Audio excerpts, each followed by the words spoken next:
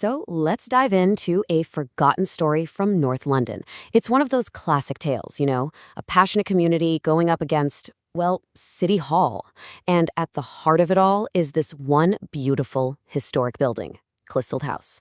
Over 100 years ago, a real battle was fought for its soul, a fight for a museum that was, in the end, lost.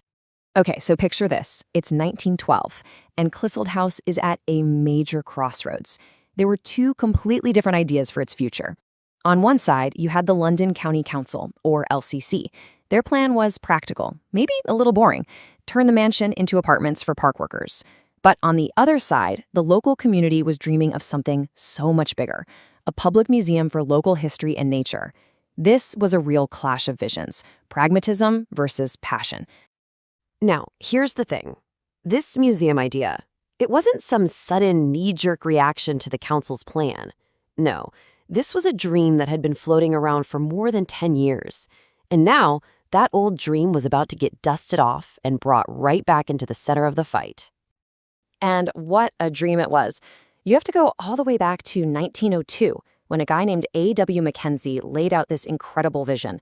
This wasn't just about putting old stuff in glass cases. It was about education, inspiration, a way to open the eyes of the juvenile citizen to the beauties of nature. I mean, it had this powerful civic purpose from the very beginning. And get this, the cost. Mackenzie figured that for just £200, they could get the house fixed up and install gas lighting. £200. This wasn't some wild fantasy. It felt totally doable, which just makes the council's resistance later on feel even more frustrating for everyone involved. Okay, so then 1912 rolls around, and bam, the catalyst. The LCC officially announces its plan to turn the mansion into housing. And the documents even said it would require considerable alterations to the interior of the building. That phrase, right there, was the spark. The threat to the house itself is what turned that old dream into a full-blown, urgent campaign. And that was it. The fight was on. What came next was this amazing grassroots campaign, and we're not talking about just a few upset neighbors. This was an organized effort that stretched across 3 different boroughs, all uniting to save the house and make this museum a reality.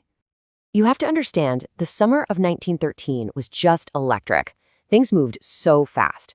End of May, the borough of Islington says, hey, let's have a conference. By June, the LCC actually agrees to let them meet in the very house they're trying to save. Then in July, delegates from Stoke Newington, Islington, and Hackney get together and immediately launch a public appeal. The momentum was just huge. And of course, the local papers were having a field day. This headline says it all: flats or a museum. It talks about how the council's idea was received with dismay and calls for prompt public action. It's not exactly subtle, right? This was a public showdown. And the public? Oh, they absolutely responded. The mayors of all 3 boroughs put out a joint appeal. You had historical societies passing resolutions of support. But the best part was that people started offering up actual items for the museum: fossils, minerals, old prints, even drawings by the famous artist John Flaxman. This thing was real. You could feel the community getting behind it. Okay, so you've got all this amazing energy, this incredible public support, and it's all about to slam right into a giant brick wall called the London County Council. The whole feeling of the campaign shifts here from this hopeful, exciting movement to a super frustrating slog against bureaucracy. And here it is, the one question that this whole thing would boil down to. In a letter from early 1913, the LCC gets straight to the point. They basically say, this all sounds lovely, but who's paying for it? It's such a simple question, but it's the one the campaigners didn't have a good answer for. The council was making it pretty clear that passion wasn't going to be enough. But the campaigners weren't stupid. They saw this coming. So after drumming up all that support, they made a really smart move. In October 1913, they wrote to the LCC and asked them straight up, if we get the collection together, will you pay to run the museum? They were trying to pin them down, which tells you they were already starting to have doubts about the council's intentions. So the LCC says, sure, you can have a meeting, but then they lay out these rules that are, well, they're just ridiculous. The group can't have more than 10 people. Only 1 person gets to speak. And my favorite part, the ground floor had to be kept free for selling refreshments. It's like they were trying to control every tiny detail. So this all leads to the big showdown, the final act. On January 23, 1914, the small delegation finally gets their meeting. Everything, 2 years of fighting, all that public hope, it all came down to this one last appeal to the powerful people at the LCC.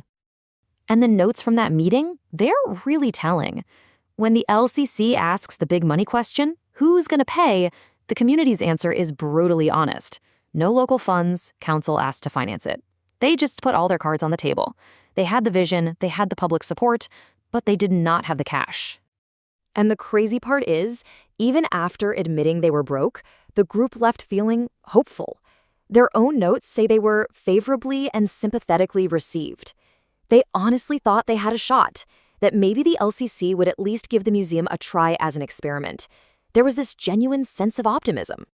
And then silence for 6 long months, until a letter arrives on July 4th, 1914, with the final decision.